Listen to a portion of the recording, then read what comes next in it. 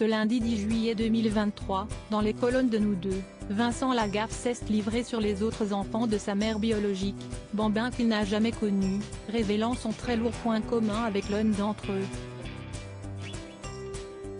Si dans une autobiographie qu'il a racontée, il y a quelques mois, l'histoire de son enfance, Je m'appelais Franck, parue aux éditions EXO.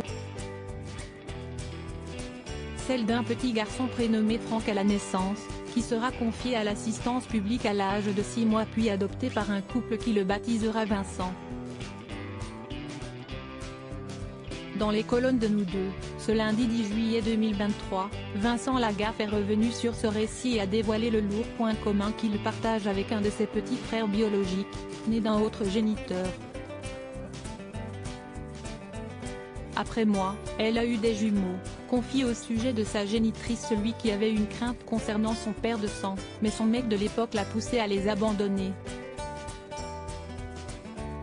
Il avait tout prévu pendant la grossesse pour qu'il soit adopté. Et ce n'est pas tout, elle a ensuite eu 2 enfants, dont un Franck. Mais le miracle qu'il espérait ces derniers mois n'a malheureusement pas opéré, malgré la sortie du livre, aucun de mes demi-frères ou sœurs ne s'est manifesté auprès de moi.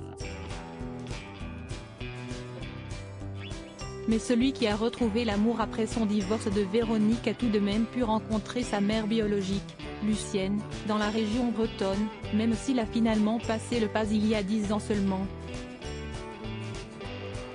Il s'explique, j'avais des questions dont elle était la seule à avoir des réponses.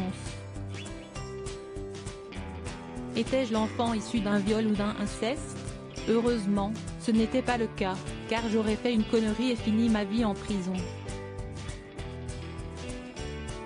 Il continue, après avoir parcouru 1500 km pour la rencontrer, j'ai sonné chez elle, mais elle m'a vite rembarré. Je suis retourné dans ma voiture, prêt à rentrer bredouille et ma femme m'a convaincu d'insister. J'ai pris mon téléphone et je lui ai dit, je m'appelle Franck et je pense être votre fils. Elle m'a immédiatement donné rendez-vous. Les choses n'iront pas plus loin après 6 heures de discussion en tête-à-tête, tout, ou presque, étant dit, ce fut la première et dernière rencontre jusqu'à maintenant.